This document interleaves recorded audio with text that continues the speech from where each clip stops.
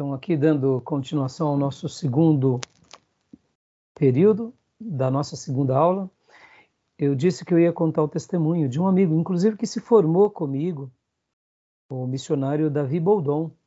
Tem uma foto dele ali. E sempre oro por ele e pela família. Eles estão lá no México, eles foram enviados de uma igreja, a Igreja Batista Nacional, inclusive durante anos participamos do projeto com eles.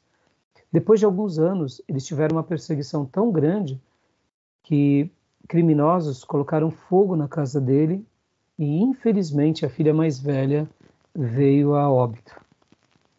E isso foi uma das coisas mais terríveis para a vida dele e para a vida da família. Então, essa história dele é mais um relato das imensas perseguições que os nossos irmãos passam em países que têm uma resistência ao Evangelho. É incrível, mas é verdade. Eu vou contar uma outra história que eu me lembro de ter ouvido, que foi o seguinte: uma criança, uma garota cristã, ela foi violentada e ela estava toda machucada e ela foi a um hospital. Chegando no hospital, ela se identificou como evangélica e ela era proibida de ser atendida. É claro que eu não tenho dúvida que muitos enfermeiros e muitos médicos são contra isso e até burlam esses critérios. Mas essa garota, ela estava quase morrendo, simplesmente porque ela era evangélica. Hoje, quando nós vemos assim esse discurso de paz no nosso país, e aqui eu quero até falar uma coisa, porque amanhã nós poderemos nos tornar, quem sabe 90% do país protestante e piedoso. E como que a gente vai lidar com as pessoas das outras religiões? A gente tem que lidar com todo respeito, pastor. Por que eu falo isso? Porque os missionários que vinham no nosso país em 1600 e pouco, 1700, as histórias são as mais horrorosas. Apedrejamentos em praças, liderados pelos padres. Só um dado aqui para você ter uma ideia. Por que muitos cristãos presbiterianos e batistas no passado se tornaram maçons? Hoje a gente tem uma crítica contra a maçonaria e eu acho que ela é legítima. Respeito os maçons, mas temos essa crítica. Por que muitos irmãos nossos no passado se tornaram maçons? É simples. Porque na cidade onde eles moravam, eles não podiam nem enterrar os seus mortos. Não podiam ter uma vida de cidadania. Porque ali o prefeito junto com o padre impediam tudo. Impediam que a criança estudasse. Você entende porque muitas vezes alguns grupos eles se fecharam e ali eles criaram o seu gueto e a sua comunidade, por exemplo, como os luteranos, os presbiterianos, os batistas. E aí o que acontece? Grupos maçônicos, que eram de várias religiões, ao verem essa injustiça por parte do prefeito, por parte da legislação, por parte do país, e até mesmo por parte da religião dominante, iam contra, e brigavam, e assumiam riscos. E, em virtude disso, criou-se o quê? Uma proximidade desses maçons com os protestantes. Porque eles viam mais dignidade num maçom do que num líder religioso de uma outra. E aí muitos acabaram se tornando maçons.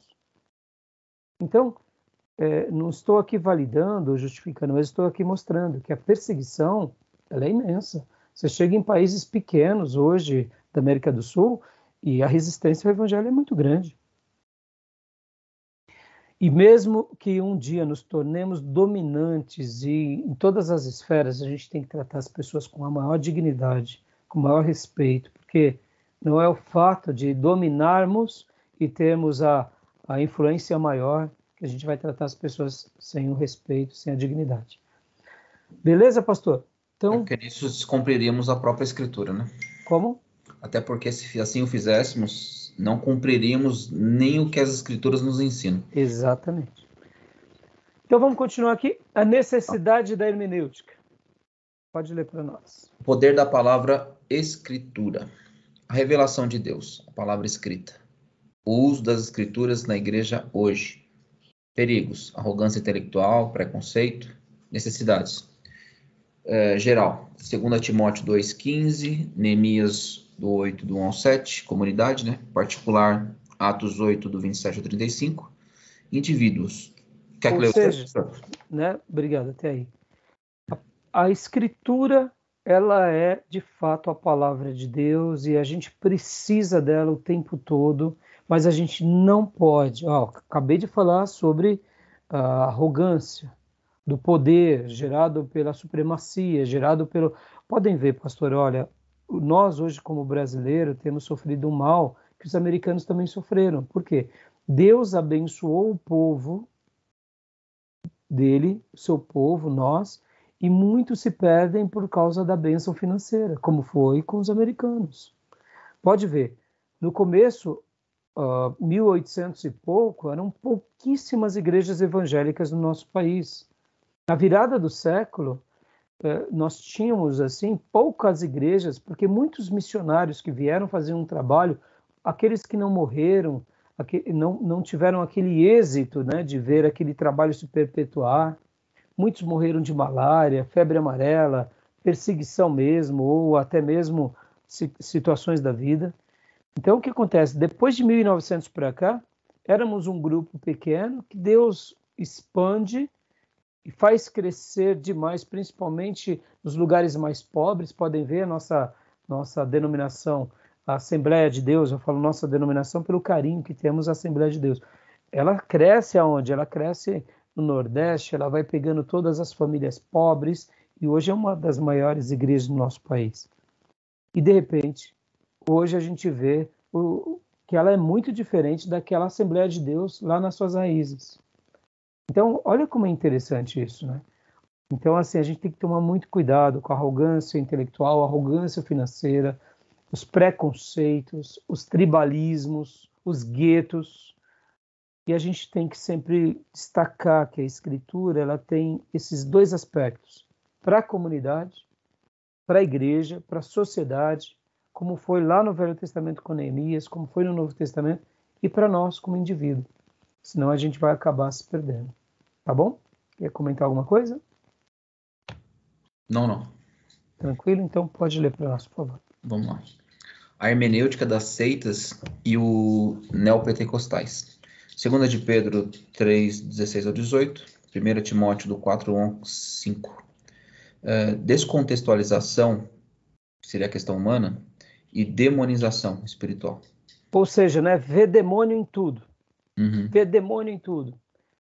Tem uma visão espiritualista sobre tudo. A Bíblia é um livro espiritual, mas ela é um livro também que a gente tem que lê-la de forma inteligente.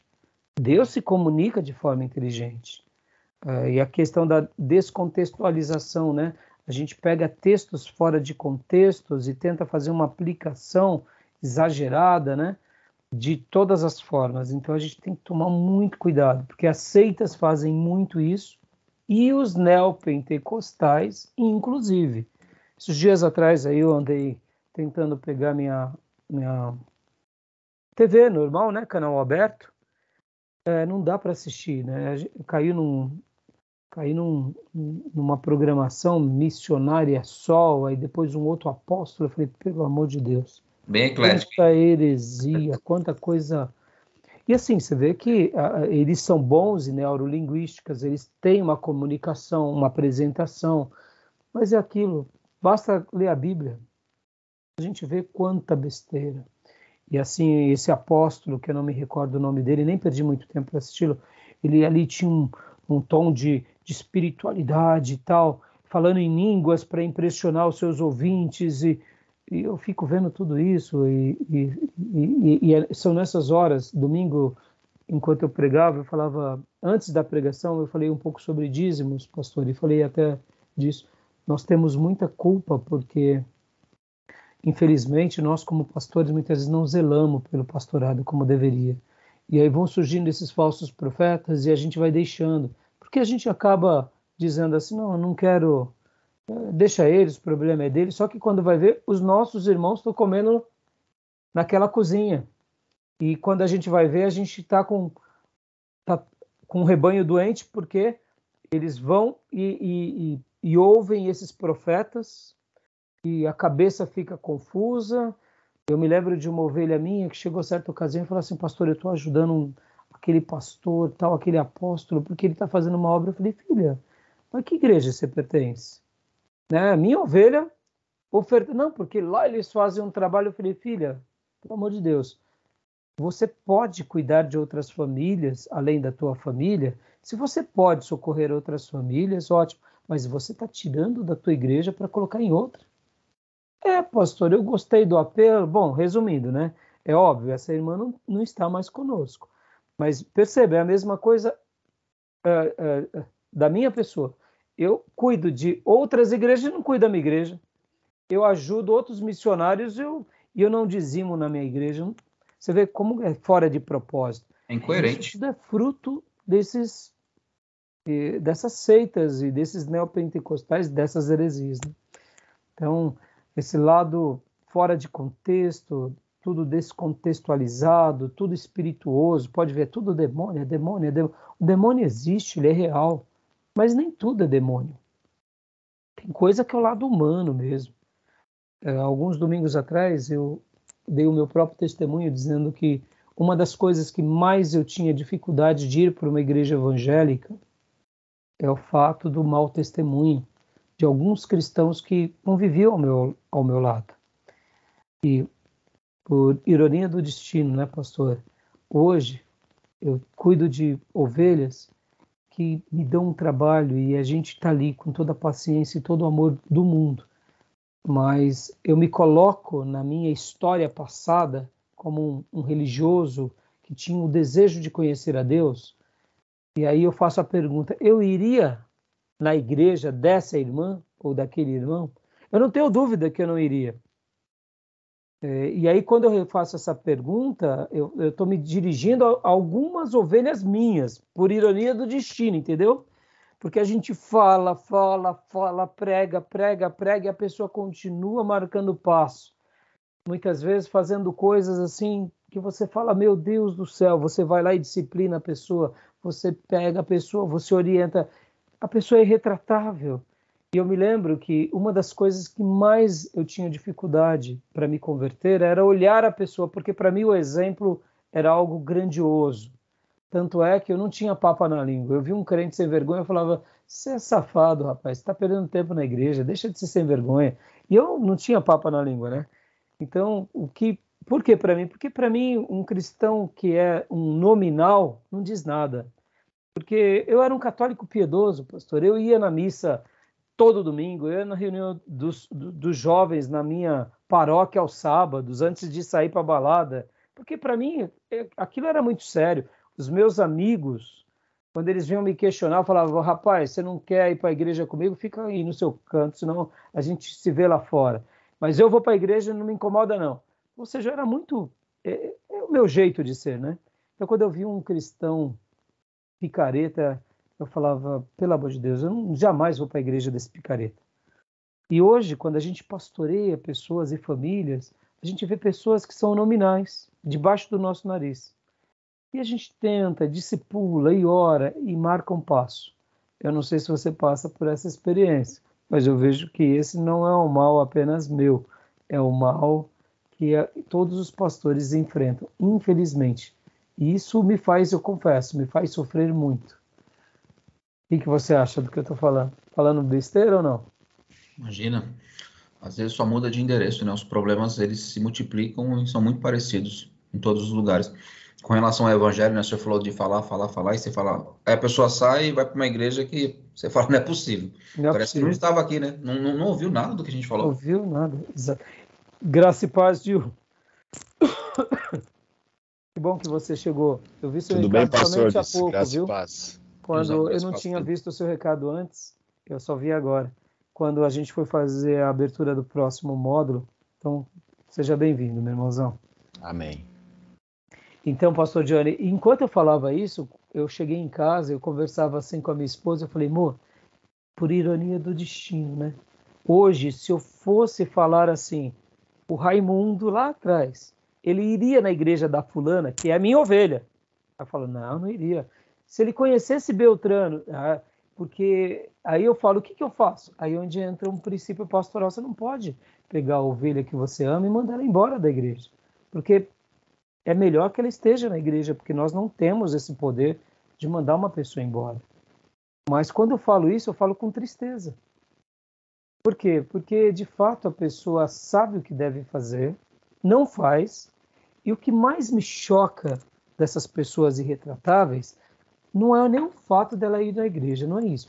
É delas quererem trabalhar na igreja. Isso que me choca. Isso que me choca. Eu falo assim, será que a pessoa não tem bom senso?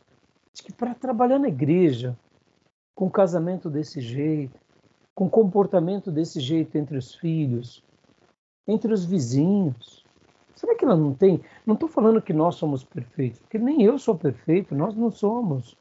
Mas assim, é o mínimo, né? É o mínimo. Então, esses dias, enquanto eu pregava sobre isso, eu mesmo comecei a falar assim, eu iria na igreja dessa minha ovelha? Não, não iria. Eu iria, meu Deus do céu, é isso. Mas é por isso que a gente prega e vai continuar pregando, que nem João Batista. Inclusive, eu preguei sobre João Batista domingo. Porque é o nosso papel, é pregar, é ensinar, é falar, porque nós não somos a palavra. Nós somos pregadores da palavra. Nós não somos a pessoa que transformará o rebanho. Quem transformará é Deus, de acordo com a entrega da pessoa.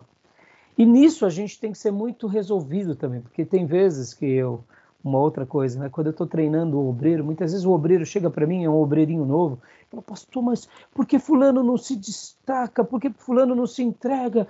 Pastor, faz isso, faz aquilo. Eu falo, filho, eu não sou Espírito Santo. Eu estou orando, eu estou ensinando. Mas, pastor, o fulano tem tanto potencial. Eu falei, eu sei, filho, mas calma. Aí passa algum tempo, aí depois esse obreiro, quando está já um pouquinho mais maduro, ele fala, pastor, agora eu estou entendendo.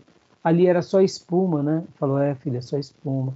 Ali era só rojão, né? É só rojão, filho.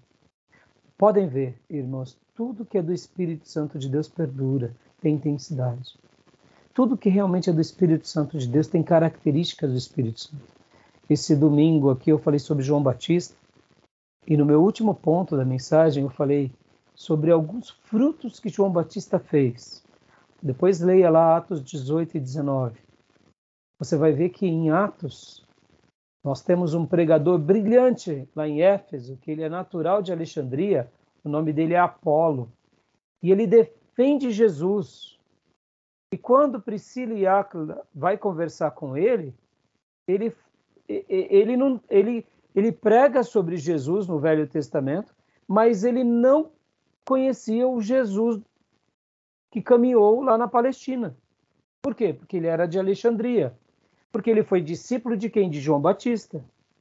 Olha só quantos anos já não tinham se passado que ele foi instruído debaixo de João Batista. Em algum momento ele conhece João Batista. Aonde ele estava, nós não sabemos. Ele era natural de Alexandria. E ele, de fato, continua defendendo as Escrituras e o Cordeiro, como João Batista. Só que, de fato, ele não sabe direito sobre o Messias. Vamos ler? Atos 18. Isso vale a pena. 24. Foi o meu terceiro ponto da mensagem. O que eu estava falando? Eu estava falando sobre João Batista, que João Batista, a obra dele perdurou. Por quê? Foi uma obra no poder do Espírito Santo. E continuou frutificando na vida daqueles que ouviram a obra dele. Mesmo Jesus já tendo vindo, naqueles dias não tinha tecnologia, as comunicações duravam semanas e muitas delas anos. Então, aqui, olha lá, leia para nós 18, 24. Em diante. 18, 24. Enquanto isso, um judeu chamado Apolo, natural de Alexandria, chegou a Éfeso. Ele era homem culto e tinha grande conhecimento das Escrituras. Fora instruído no caminho do Senhor e com grande fervor falava e ensinava com exatidão acerca de Jesus, embora conhecesse apenas o batismo de João. Vírgula, deixa eu dar uma pausa aqui. Domingo eu não expliquei muito isso para não se tornar mais longo do que eu já sou. Mas, ele falava com exatidão acerca de Jesus, ou seja, vai vir o Messias. Mas ele não sabia nem o nome do Messias. Meu Deus. Lembra que João preparava o caminho para a vinda do Senhor? Sabia que ele viria, mas não sabia o nome dele. Em outras palavras, sabia que o Cordeiro viria, mas não tinha clareza de que ele começou o ministério aos 30 anos, morreu aos 33, ressuscitou, o Espírito Santo foi derramado sobre a igreja. Pode ver, ó. Embora conhecesse apenas o batismo de João.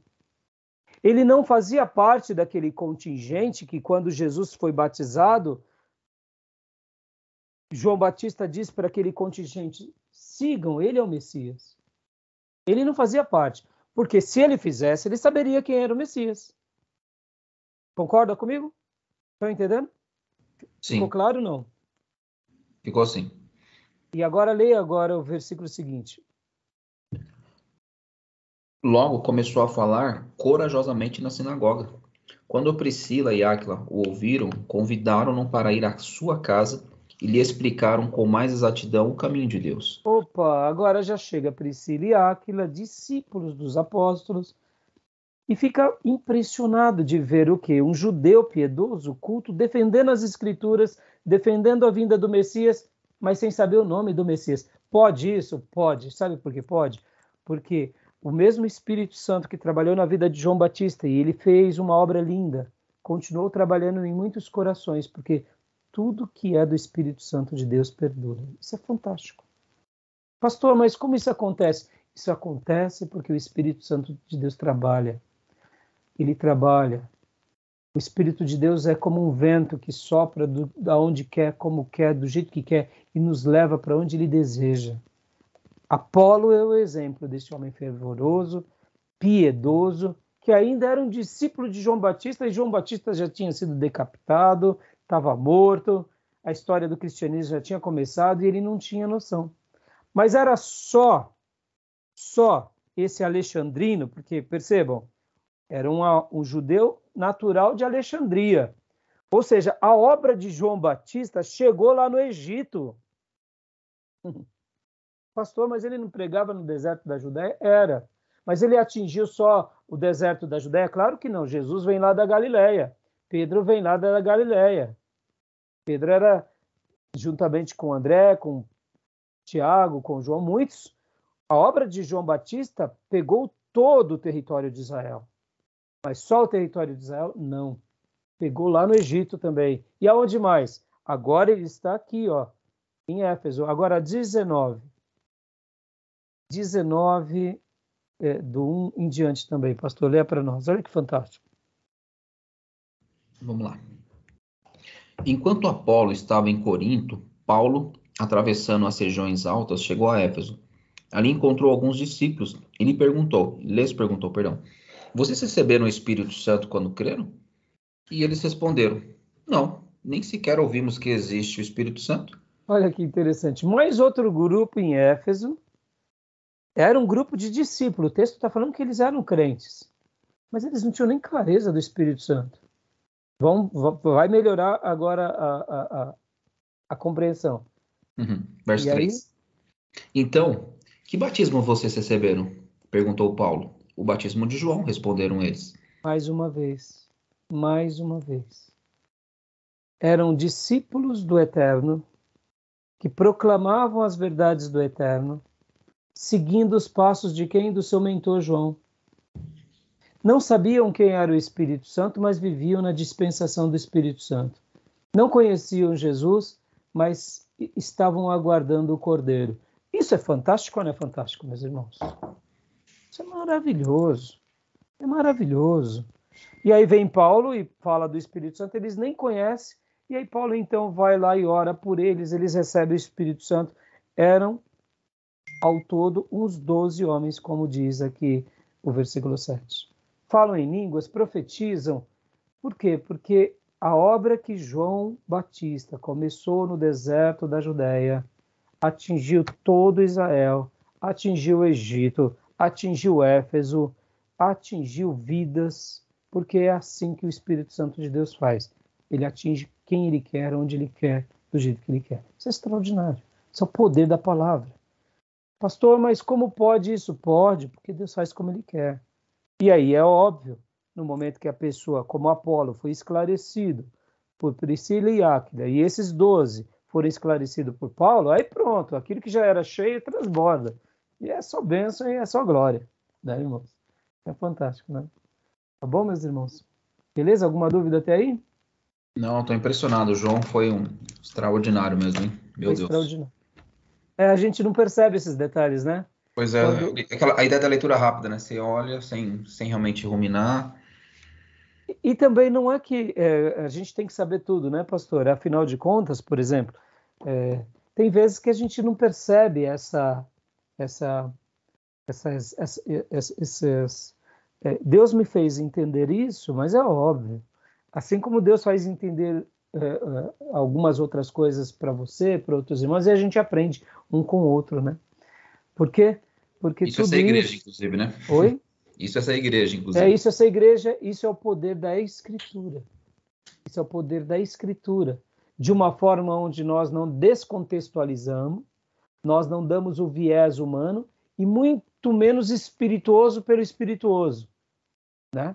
Uma outra coisa, deixa eu aproveitar aqui, antes de ir aqui, aqui a gente vai agora os desafios da hermenêutica, né?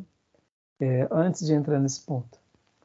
Vocês lembram da profecia que o Senhor ele se revela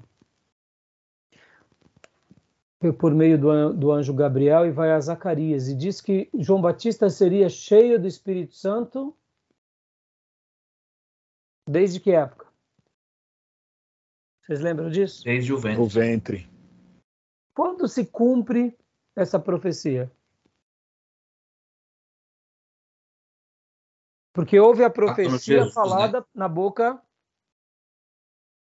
do anjo para Zacarias, Ok. certo?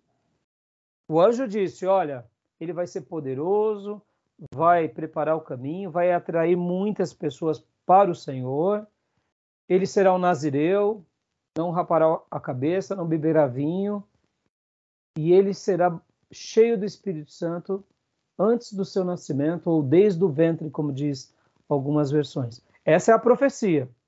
E quando se cumpre essa profecia? Vocês já viram isso?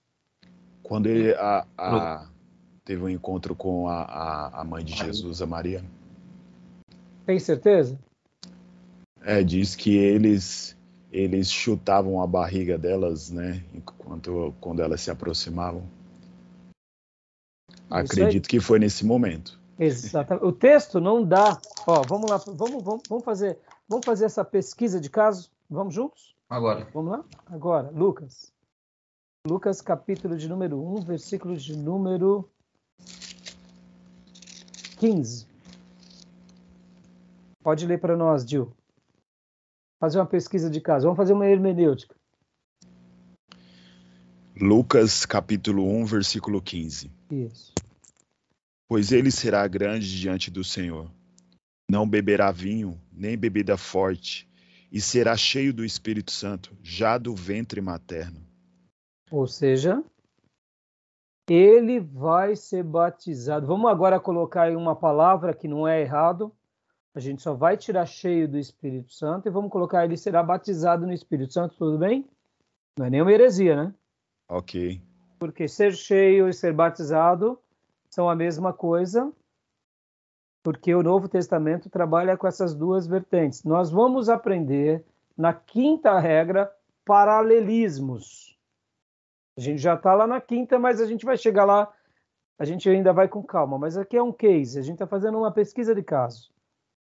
Então, ele será cheio do Espírito Santo antes do seu nascimento. Ou como disse a sua versão, desde o seu ventre, não é isso? Pode ver que na NVI diz assim, né, pastor Johnny?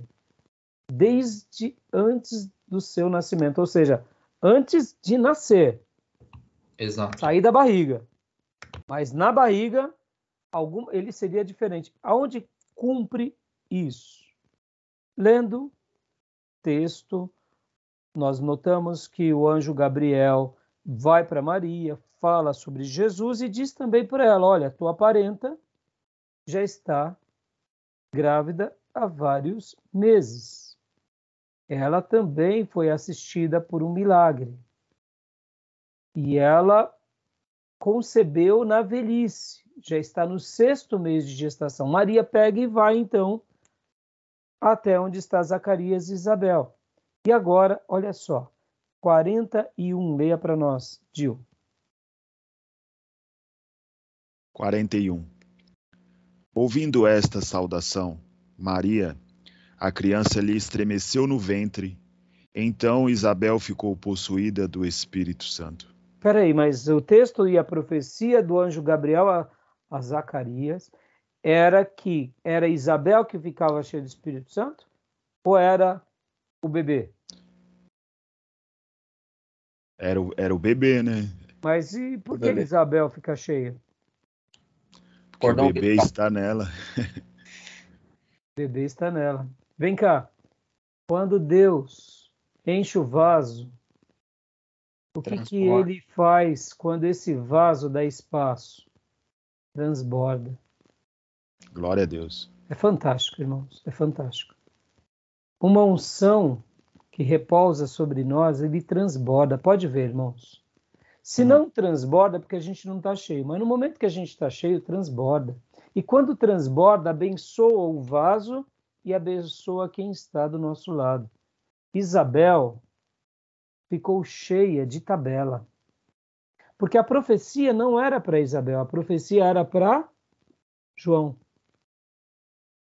Então, seria errado dizermos que João foi batizado aqui? Não. Não. Nós chegamos à conclusão pelas entrelinhas. Por que chegamos à conclusão pelas entrelinhas? Porque no versículo 15 diz: e será cheio do Espírito Santo desde antes do seu nascimento, ou desde o ventre. Maria saúda. Na hora que ela ouve a voz, ela prestigia Maria, mas prestigia muito mais quem?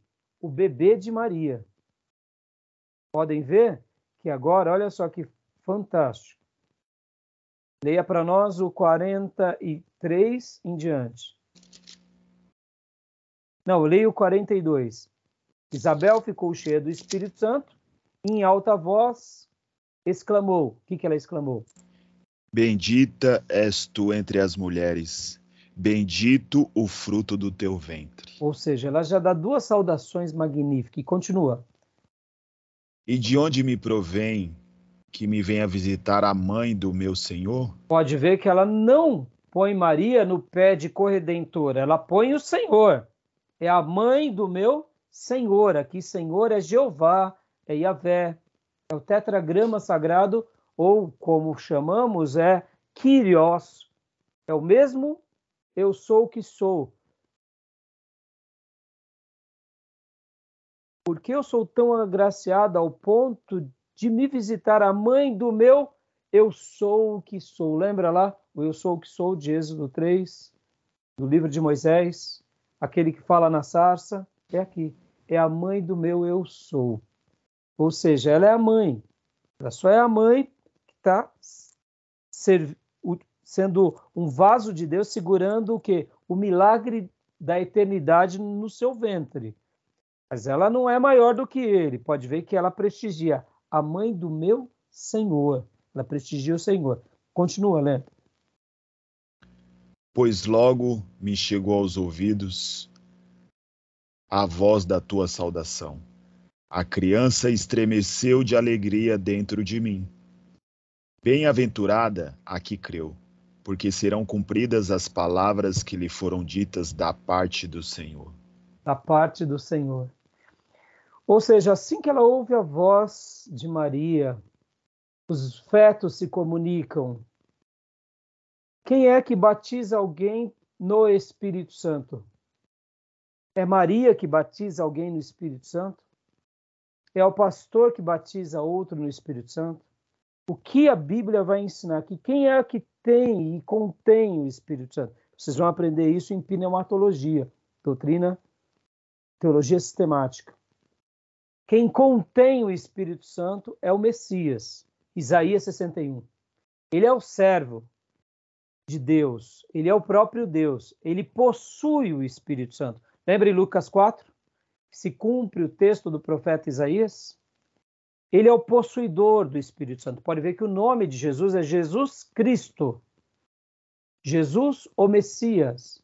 Messias e Cristo. Messias é no hebraico, Cristo é no grego, que a tradução é o ungido de Deus, aquele que possui. Fantástico, não, irmãos? Quando os apóstolos oravam, pedindo, batiza com o Espírito Santo, nós só oramos, irmãos, mas quem batiza não é o pastor, não é o apóstolo. Quem batiza é o Cristo ressurreto, que contém o Espírito e compartilha conosco. Não foi Maria. Maria só falou e saudou. Shalom Adonai, Isabel. Shalom Adonai, Zacarias. E os fetos se comunicaram. Perceba que aqui diz que logo naqueles dias, ou seja, Jesus não tinha nem um mês de nascimento, possivelmente, ou de gestação. Aqui, talvez, um pouquinho mais de 6 meses, quem sabe 7 meses, João Batista, no momento em que ele recebe a visita do ungido de Deus, ele é batizado, se cumpre. Pastor, mas o texto não está dizendo isso. O texto está dizendo palavras de Isabel, palavras de Maria, sim. Mas a profecia dizia que ele seria batizado cheio no ventre. Extraordinário, né, irmãos? Extraordinário. Que hermenêutica, hein, pastor? Então, a gente se sente à vontade de fazê-la e de lê-la. Por quê? Porque, de fato, a gente pega os textos e une os textos. Hoje a gente vai trabalhar na regra fundamental da hermenêutica. Vocês viram o texto? O livro? Qual é a regra fundamental? Lembram? Vocês chegaram já lá, não? Não, eu não cheguei. Então vocês vão chegar comigo hoje. Mas é fantástico, né, irmãos? Pode ver. Falar isso, por exemplo, né? Ele era cheio. Eu posso usar termos assim, ele foi cheio. Aí eu posso, talvez, perguntar para vocês, tá bom, em qual momento da gestação de João Batista ele se tornou cheio? Porque em algum momento ele foi. Para mim, a resposta está no próprio texto. Pode ver pelas palavras de Isabel e pelo escritor sagrado registrando, Lucas. Se nós não tivéssemos o texto de Lucas, aqui é a visita de Maria e Isabel, nós não saberíamos em que momento que João se torna cheio. Mas pode ver que quando Isabel ouve a voz, o feto dela se mexe e ela fica cheia, é o quê? De tabela. O culto foi tão abençoado, Deus curou o irmão e eu fui abençoado, não é assim, irmãos? Deus falou com o irmão, Deus deu uma profecia, eu fui abençoado. Não é assim que acontece? Não é assim que acontece. A unção transborda.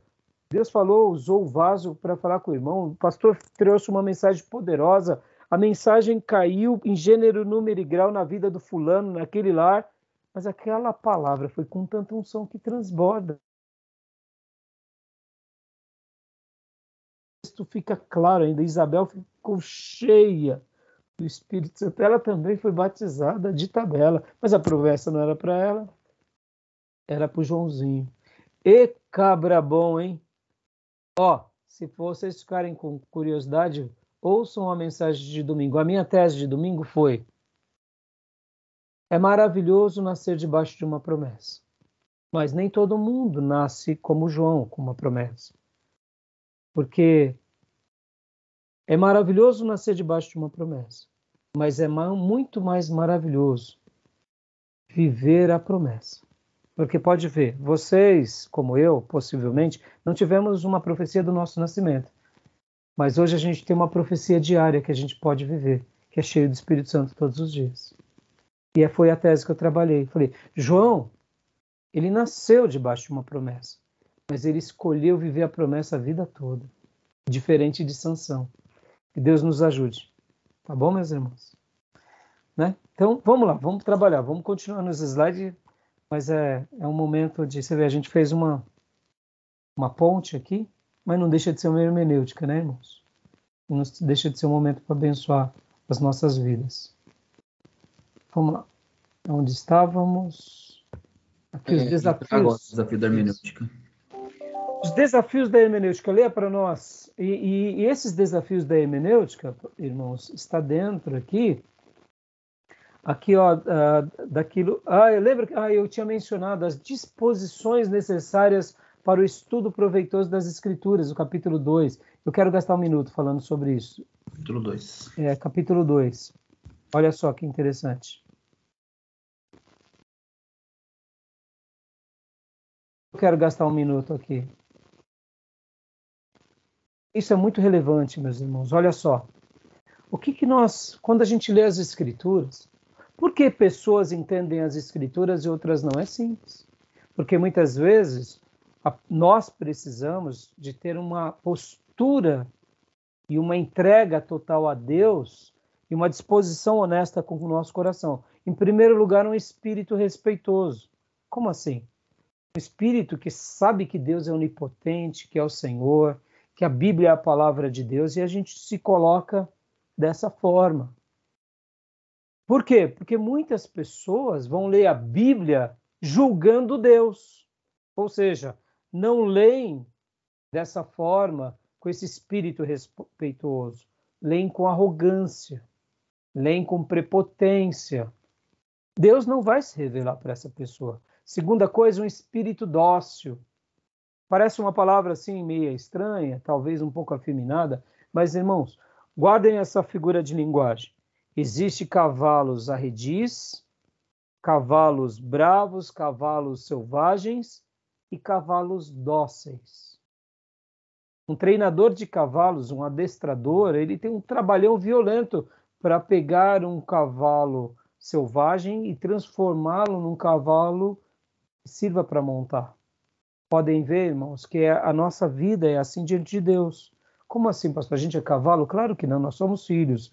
Mas percebam, isso vale para nós, seres humanos, em todos os gêneros, como homens e como mulheres. Porque hoje as mulheres não gostam do termo submissão? Porque nós temos uma culpa, porque a gente quer ser o quê? Nós tentamos a submissão na marra. Não é certo exigir a submissão na marra. A mulher, ela tem que aprender a ser submissa, de forma dócil, assim como nós precisamos ser submissos aos nossos líderes de forma dócil. Pode ver que a Bíblia vai nos ensinar para a gente não ser uma pessoa que dê trabalho aos nossos líderes. O que a Bíblia está dizendo ali? Seja submisso com docilidade. O que é ser dócil? É ser ensinável. Então, esse princípio da docilidade, espírito dócil, tem a ver com essa postura ativa, onde nós dizemos para o Senhor: Senhor, sim, me ensina. Sim, Senhor, me muda, me transforma. E, naturalmente, quando nós damos o exemplo, a gente não é um tirano sobre a esposa. Até porque a Bíblia vai falar para a esposa ser submissa, mas a Bíblia vai nos ensinar o quê? Ame a vossa esposa. O que é mais fácil, irmãos? Ser submisso ou amar? É muito mais fácil ser submisso, porque amar é muito mais difícil. Por que Deus nos dá a tarefa mais difícil? Porque, de fato, se a gente está na frente, a tarefa mais difícil é nossa. Mas, ao mesmo tempo, se eu não cumpro essa tarefa, como que eu vou exigir à minha esposa submissão?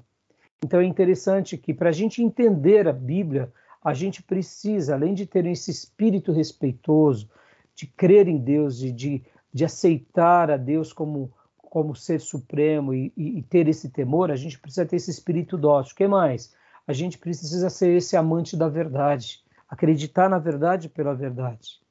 E de fato, saber que se Deus disse algo, ele acertou. O que mais? Precisamos ser pacientes no estudo. Deixa eu dar um exemplo aqui para vocês. Hoje eu fiquei com uma questão de Lucas e de Mateus, que eu estou com dúvida. Eu nunca tinha parado sobre um ponto. Não quero entrar agora no mérito, porque senão a gente vai entrar para ele e não vai voltar. Mas hoje, ao ler esse texto, eu falei para Deus: Deus, me ajuda, né, a compreender esse texto. Porque eu não estou entendendo por que ele está assim. Aí hoje cedo, depois que eu vim aqui para o meu escritório, a primeira coisa que eu peguei o versículo por versículo do Champlin, que eu tenho o Novo Testamento. E ali eu fui pesquisar um pouco e comecei já a fazer minhas pesquisas. Já estou sendo esclarecido. Eu tenho que ser paciente. Eu vou pesquisar em livros, eu vou pesquisar em oração, vou pesquisar em busca a Deus.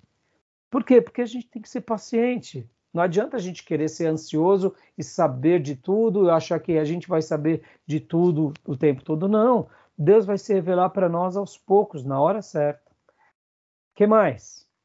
Nós precisamos de ter prudência.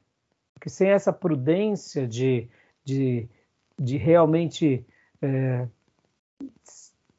A palavra prudência, eu gosto de usar uma outra expressão, que é vigilantes, que é continência.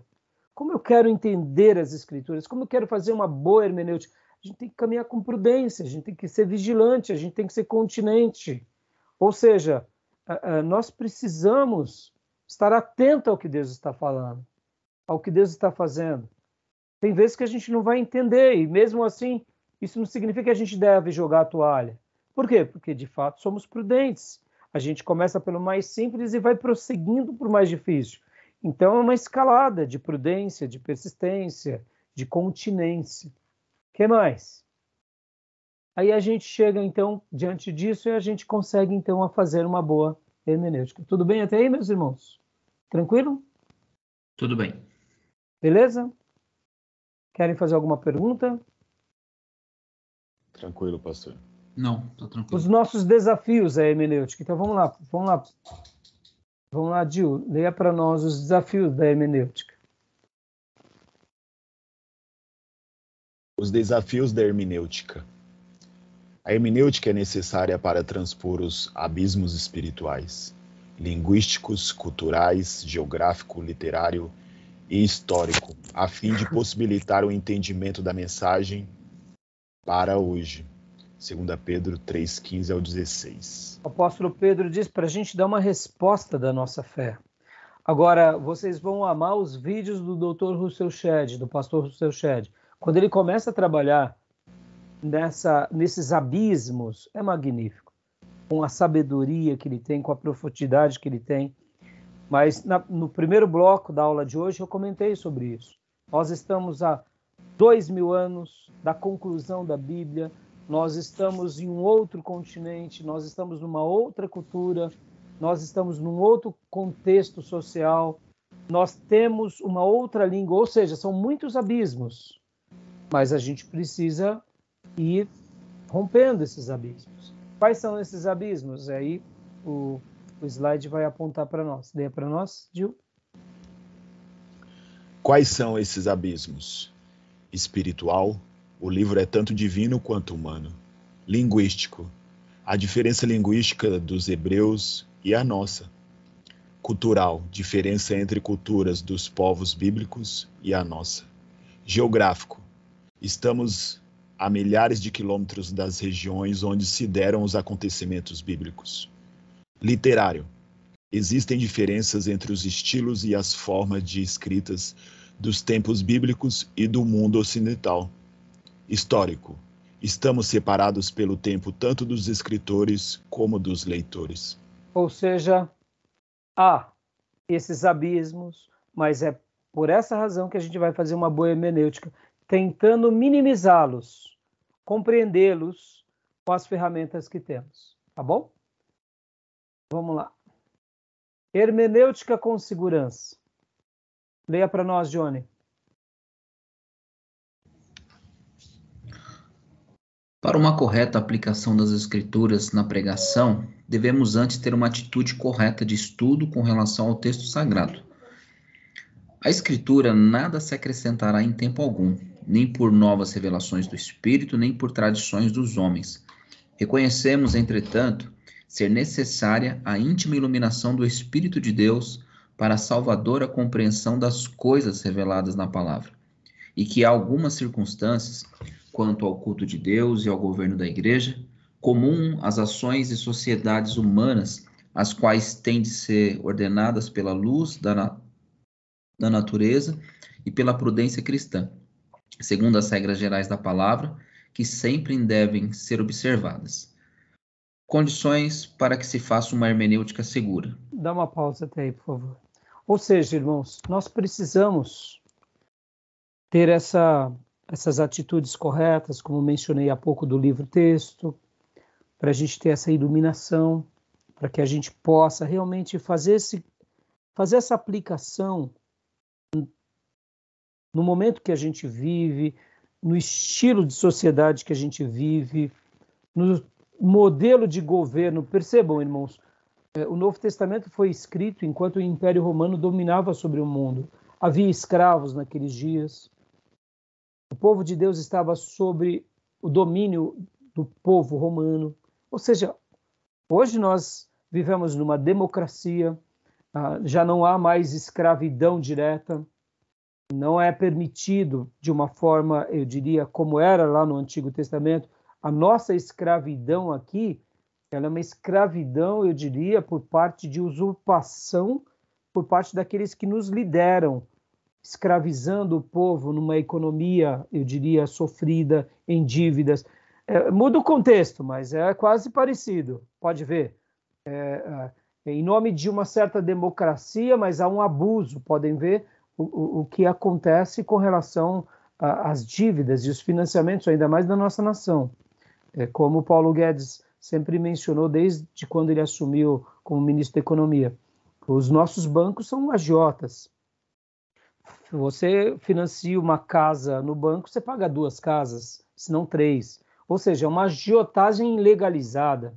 Perceba, qual é a diferença daquela época? Porque daquela época você trabalhava para o Império Romano, você tinha tributos, e hoje, na nossa democracia, olha a porcentagem que vai para o nosso governo, e muitas vezes é mal utilizado. Mas nós não somos escravos, nós não somos em tese, mas vivemos quase que num sistema escravocrata. Os ricos continuam mais ricos e os pobres mais miseráveis. Por isso que o discurso socialista ele acaba tendo força, ele acaba sendo essa insurreição. Por quê? Porque muitas vezes também há um abuso por parte daqueles que governam. Bom, aí é uma questão muito mais complexa, mas percebam, há um distanciamento e a gente precisa tomar um cuidado muito grande, até mesmo em eu citar o que eu acabo de citar. Como que a gente vai combater com essas coisas? Como que a gente vai entender esses princípios à luz da palavra? Como que a gente vai aplicar para que a gente possa, então, ter essa prudência cristã e possa ajudar as pessoas e possam criar igrejas que realmente mudem a cabeça das pessoas pelo conhecimento? Então a gente precisa fazer o quê? Uma leitura correta para a gente aprender corretamente e para a gente também ensinar corretamente. Percebam, eu toquei num assunto aqui, ao mesmo tempo simples, mas ao mesmo tempo profundo. Somos fruto de uma democracia, de uma república, mas não mudamos muito de um sistema escravocrata. Pastor, o senhor está falando uma besteira. Não, eu sei, eu estou falando uma besteira no sentido de termo, mas assim, quando a gente aplica a vida e quando a gente pega aqui as nossas comunidades pobres, as nossas favelas, os nossos morros, irmão, isso daí é um trabalho, o que os ricos fizeram no nosso país ao longo de 500 anos foi o quê? Se tornar mais ricos, famílias que dominam e deixando o povo às margens. O que é isso, irmãos? É uma maneira de abuso. Podem ver, são famílias que dominam sobre um povo. Pastor, e aí, como que a gente resolve isso? Isso é muito complexo, é óbvio. Mas não é um abandono? Deixa eles nos faróis, deixa eles nos morros, deixa eles nas invasões, e a gente vai dando cestinhas, a gente vai dando pratinhos. Não há um cuidado com a nação. Quando a gente pega uma república como a nossa, e aí a gente vai para uma república como os Estados Unidos, olha a diferença. Porque é um país de primeiro mundo que prioriza o quê? Educação. E quando você prioriza educação, aí você já leva a discussão para um outro patamar. Pode ver que olha o nosso nível de educação e educação básica. Então, percebam que uma república ela pode ser lida dependendo do seu contexto. Né? Você pega outros países que são repúblicas, mas são países como, por exemplo, países de primeiro mundo, como chamamos. É totalmente diferente, né? Interessante esse pensamento, né? Não sei se vocês já tinham pensado nisso. Né? Eu costumo dizer que são reinados com nomes diferentes. Já pararam para pensar? Essas famílias que dominam há séculos, elas continuam dominando há séculos. São quase principados na nossa nação. e dominam há séculos e vão continuar dominando. Alguns saem da camada da pobreza e conseguem se infiltrar nessas famílias que dominam. Mas vivemos uma democracia. Pode ver que lá na antiguidade, o rei ou o príncipe, ele tinha que ganhar o território pela força, pela estratégia, pela guerra, né? E hoje, na nossa democracia, é pelas ideias. Já pararam para pensar? É na força das ideias, da persuasão, da manipulação do povo. Então você domina sobre eles, você reina sobre eles por meio do intelecto, por meio do jogo político. Então eu não quero entrar muito no assunto, mas eu quis só jogar essa centelha para vocês pensarem. Muda o contexto, muda o cenário, muda o sistema de governo, mas é muito parecido, né? Podem ver que um bom rei no Velho Testamento, ele abençoava o povo, e um mau rei fazia o povo sofrer. Numa democracia onde as pessoas temem a Deus, o povo evolui. O povo tem oportunidade. Numa democracia onde esses líderes são tiranos, o povo é a matéria-prima para eles pisar e para eles explorar. Interessante, né? Pensem nisso depois. É um assunto que eu penso. Os meus devaneios, tá, irmão? Não sou especialista sobre isso, mas é os meus devaneios. Para a gente poder, muitas vezes, articular, pensar também, sair disso. Por que eu estou falando isso? Porque no assunto que a gente está vendo aqui, ó, condições para que se faça uma hermenêutica segura, o uso das ferramentas espirituais e humanas. Olha só, para eu fazer uma hermenêutica clara, eu preciso lembrar que esse livro ele é espiritual, mas ele também é humano.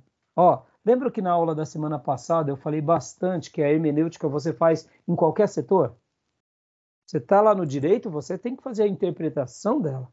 Você tem que usar o quê? O óculos do direito. Você está na psicologia, você tem que fazer a hermenêutica da psicologia. Você tem que usar o óculos do quê? Do que é metafísico, do que é sentimentos. Você tem que usar os óculos para entender.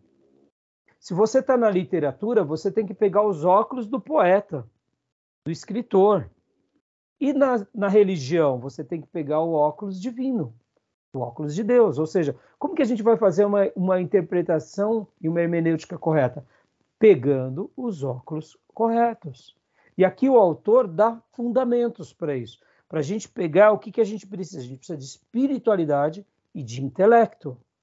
Só um não compensa o outro. Só o outro fica deficitário para o outro. Por quê? Porque nós seguramos um livro que é espiritual, mas também é um livro. Você precisa entendê-lo. Você precisa entender o dialeto, você precisa entender a palavra, você precisa entender a compreensão. Podem ver que nós falamos sobre Apolo, falamos sobre o fruto do que João Batista fez na vida de Apolo, dos habitantes dos 12 lá de Éfeso. No entanto, a gente depois foi lá para a vida de João, e aí a gente fez aquela leitura, a gente teve que entender o texto. O que foi ali? Foi cognição, foi raciocínio. Raciocínio e cognição baseado no quê? Baseado na inspiração. Nós acreditamos, então, na espiritualidade, mas nós também usamos a nossa reflexão. Está claro até aí, irmãos? Tudo bem? Sim, sim, pastor. Nenhum Tá, problema? Sim. Nenhum problema, né? Tá tranquilo. Então tá tranquilo. Então eu vou parar a gravação aqui para a gente começar a última gravação, para a gente trabalhar nesse ponto e ir para a regra fundamental. Tá bom, meus irmãos? Peço um minuto aqui para vocês.